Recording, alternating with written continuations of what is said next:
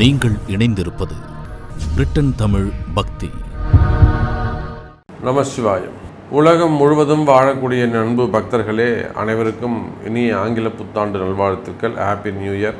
எல்லாரும் சந்தோஷமாக இருப்பீங்க அப்படின்னு நம்புகிறோம்.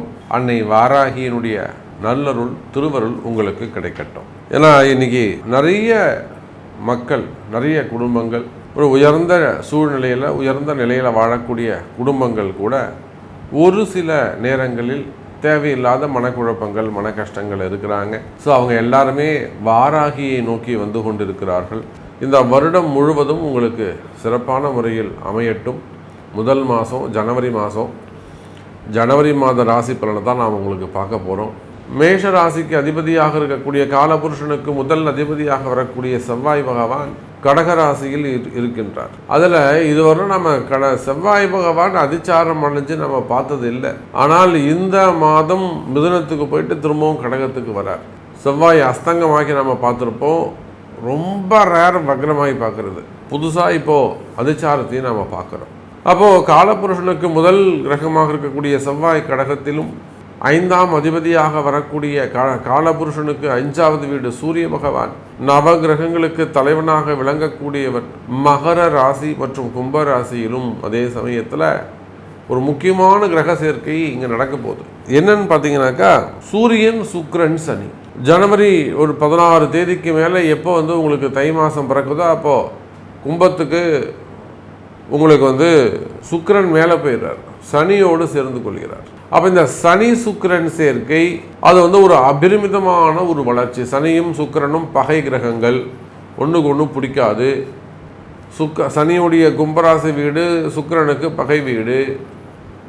ஆனாலுமே கூட இங்கே அந்த சனி சுக்கிரன் சேர்க்கை, அதே போல் ராகு சுக்கிரன் சேர்க்கை இந்த ஜனவரி மாதத்தில் ஏற்படுகிறது. இதெல்லாம் வச்சு தான் நாம் உங்களுக்கு பலன் சொல்ல போகிறோம். அப்போ அதே போல் ராகுவும் கேதுவும் எப்பொழுதும் போல உங்களுக்கு மீனம் மற்றும் கன்னி ராசியில் அமைந்திருக்கிறார்கள்.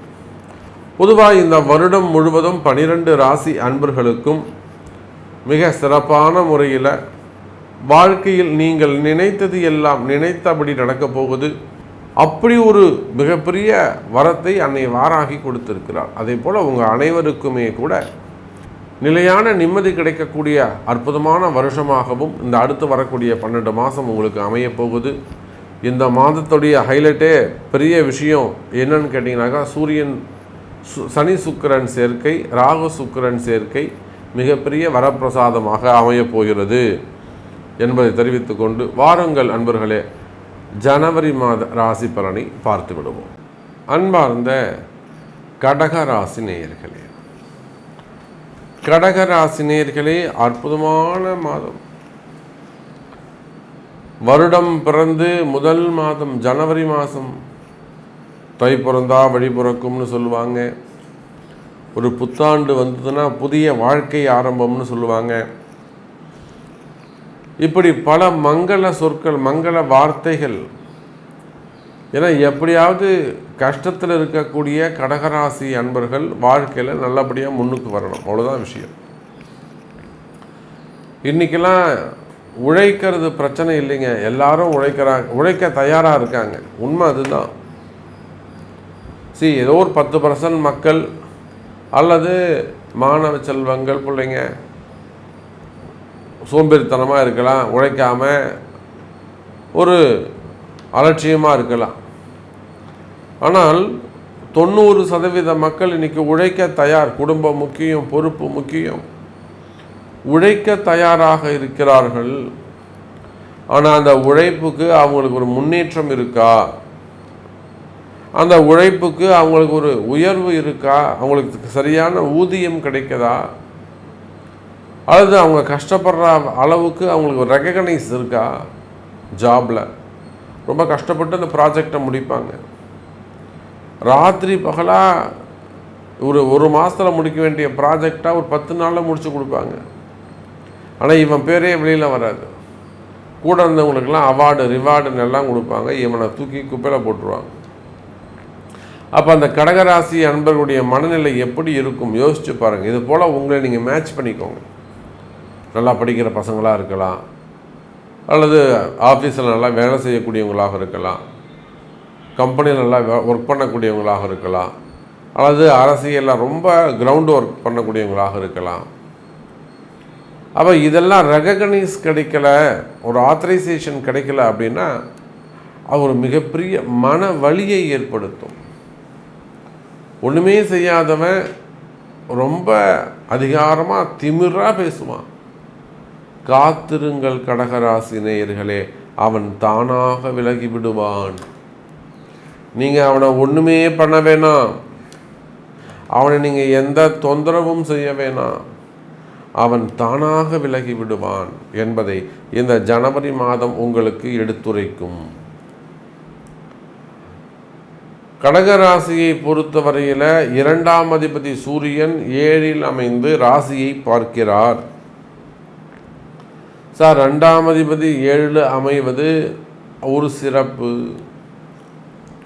யாருக்கெல்லாம் இந்த மாமனார் வீடு மாமியார் வீடு சரியில்லாமல் இருக்கோ அவங்கெல்லாம் உறவு முறை சிறப்பானதாக இருக்கும். புரியுதுங்களா? எங்கள் வீட்டுக்கார் மாமனார் எங்கள் வீட்டுக்கே வரமாட்டார், எங்கள் அனுப்பவே மாட்டேங்கிறாரு, அது மாதிரிலாம் ஒரு குடும்ப கஷ்டம் சொல்லுவாங்க. சில இடத்துல ஆண்கள் ரொம்ப ஸ்ட்ரிக்டாக இருப்பாங்க, சில இடங்களில் பெண்கள் ரொம்ப ஸ்ட்ரிக்டாக இருப்பாங்க. நான் உங்கள் வீட்டு வரமாட்டேன், நாங்கள் உங்கள் அக்காட்ட பேச மாட்டேன், நீயும் போவாத அப்படின்னும். அதுபோல் பிறந்த வீடு புகுந்த வீடு மாமனார் மாமியார் வீடு அல்லது திருமணம் செய்து கொண்ட இடத்திலே ஏதேனும் பிரச்சனைகள் இருக்குமே ஆனால், அந்த உறவு முறைகளில் ஏதேனும் ப்ராப்ளம் இருக்குமே ஆனால், சந்திக்காத உறவுகள் கூட புதிய சந்திப்புகள் புதிய உறவுகள் மேம்படும். கடகராசி நேயர்களே, அதே போலத்தான் பிரிந்த உறவுகள் காதல் திருமணமாக இருக்கலாம் அல்லது காதலர்களாக இருக்கலாம், குறிப்பாக கணவன் மனைவியாக இருக்கலாம். கல்யாணம் ஆகி 1 வருஷம் அது 2 வருஷமாகுது 6 மாதமாகுது, முதல் நாளே சண்டை போடுறவங்களாம் இருக்காங்க, பிளான் பண்ணி சண்டை போடணுன்னு பிளான் பண்ணி கல்யாணம் பண்ணுறவங்களாம் இருக்காங்க. இந்த மாதிரி எனக்கு பிடிக்கல, எங்கள் அப்பா அம்மா சொல்கிறாங்க, நான் கல்யாணம் பண்ணிக்கிறேன், அவங்க ஒன்றா நான் இருக்க மாட்டேன், இப்படி கண்டிஷன் மட்டும் கல்யாணம் பண்ணிக்க சில பசங்க. அப்புறம் 1 மாதத்துலேயே வெளியில் வந்துடுது, நீ சொன்னால் கல்யாணம் பண்ணிக்கிட்டேன், இந்த வெளியே வந்துட்டேன், எனக்கு பிடிக்கல. அப்போ அந்த பையனுடைய வாழ்க்கை என்னவாகும்? இதை போல் கணவன் மனைவி பிரிந்த உறவுகள், அதுதான் சொன்ன, கணவன் மனைவியாக இருக்கலாம், பெற்றோர்களாக இருக்கலாம், பிள்ளைகளாக இருக்கலாம், பசங்க சொல்கிற பேச்சை கேட்காம இருக்கலாம், பசங்க வீட்டை விட்டு வெளியில் போய் இருக்கலாம், மதிப்பு இல்லாமல் இருக்கலாம், காதலர்களாக இருக்கலாம். அப்போ உறவு முறைகளிலே ஏதேனும் பிரச்சனைகள் இருக்குமே ஆனால், அல்லது மந்திர மாந்திரீக தோஷங்கள், வைப்பு தோஷங்கள், வசியம் சம்பந்தப்பட்ட தோஷங்கள், மெயினாக செய்வினை கோளாறுகள் இருக்குமே ஆனால் குடும்பத்தில், அந்த செய்வினை கோளாறுகள் எல்லாம் கூட தாண்டி பிரிந்த உறவுகள் மீண்டும் ஒன்று சேர்வதற்கு வாய்ப்புகள் உண்டு. அல்லது மாமியார் வீட்டிலேருந்தோ அங்கே வேறு எங்கே இருந்தோ உங்களுக்கு பணங்காசோ சொத்து பத்தோ வரணும் அப்படின்னா, அம்மா வீட்டிலேருந்து வரணும், அப்பா வீட்டிலேருந்து வரணும், மாமா தரணும், அண்ணங்க தரணும், அந்த மாதிரி உங்களுக்கு சொத்து பத்துக்கள் ஏதேனும் வர வேண்டியது இருக்குமே ஆனால் அந்த பணங்காசுகள் வந்து சேரும். கடகராசி நேயர்கள், அப்போ இந்த ஜனவரி மாதம் சொத்து வரக்கூடிய மாதம், பணம் தனம் வரக்கூடிய மாதம், வராத பணங்காசுகள் வந்து சேரக்கூடிய மாதமாக அமைகிறது. கடகராசி நேயர்களே, நீங்கள் எப்போவோ எங்கவோ பணங்காசு கொடுத்து வச்சுருப்பீங்க, சம்மந்தமே இருக்காது, கேட்டு கேட்டு பார்த்தா அவனை விட்டுட்ருப்பீங்க. அந்த மாதிரியான பணங்காசுகள் கூட வந்து சேரக்கூடிய மாதமாக அமைகிறது. எனதருமை கடகராசி நேயர்களே, வராத பணங்காசுகள் வந்து சேரும். அவன் கொடுக்கவே மாட்டேன்னு சொன்னான், ஒன்றும் கவலைப்படாங்க, சட்டப்படி நியாயமாக அவனை சட்டப்படியாகவும் அவன்கிட்ட வாங்கலாம், பூஜைகள் மூலமாகவும் அவன்கிட்ட வாங்கலாம், ரெண்டுமே இருக்குது. அப்போ வராத பணங்காசுகளை கூட வாங்க முடியும், கவலை வேண்டாம் கடகராசி அன்பர்களே. அதே போலத்தான் தொழில் அமைப்புகள், நீங்கள் எந்த தொழில் செய்பவராக இருந்தாலும் சரிதான், அது உள்நாடாக இருக்கலாம், வெளிநாடாக இருக்கலாம். பொதுவாக கடகராசி அப்படின்னு சொல்லியாச்சுனாக்கா நிறைய உழைப்புகள் இருக்குது, நிறைய போராட்டங்கள் இருக்குது. ஆனால் வெற்றிங்கிறது பெருசாக கிடைக்கல, அவ்வளோதான் விஷயம். வெற்றி என்பது ஒரு பெரிய வெற்றியாக கிடைக்கல. அந்த பெரிய வெற்றிகள் வேண்டுமானால் இந்த 2025 வெற்றிக்கான வருடமாக அமையும் எனதருமை கடகராசி அன்பர்களே. வெற்றிக்கான வருடமாக அமையும், நல்ல முன்னேற்றம் தரக்கூடிய மாதமாக இந்த மாதம் அமைகிறது.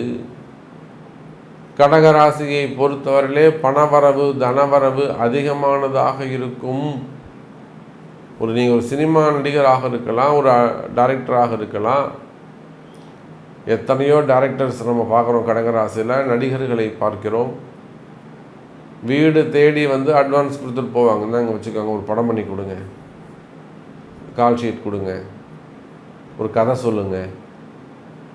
இல்லைனா நீங்கள் ஒரு ப்ரொடியூசராக இருந்தீங்கன்னா உங்கள்கிட்ட வந்து கேட்டு போவாங்க, சார் ஒரு கதை இருக்குது சார் பண்ணலாமா. அப்போது சினிமா துறையாக இருந்தாலும் அல்லது வேறு எந்த தொழில் நீங்கள் செய்பவராக இருந்தாலும் தொழில் அமைப்புகளை பொறுத்தவரையிலே தொழில் அமைப்புகள் சிறப்பானதாக இருக்கும். பொதுவாக இந்த மாதம் கடகராசிக்கு வருமானங்கள் அதிகமானதாக இருக்கும், வருமானம் சிறப்பானதாக இருக்கும், டிரான்சாக்ஷன்ஸ் நல்ல முறையில் இருக்கும், கொடுக்கல் வாங்கல் சிறப்பான முறையில் இருக்கும், கொடுக்க வேண்டிய கடன் சுமைகளை முறையாக கொடுத்து முடிப்பீர்கள், கவலை வேண்டாம் கடகராசி அன்பர்களே. அதே போலத்தான் கடகராசி அன்பர்களே, வேலை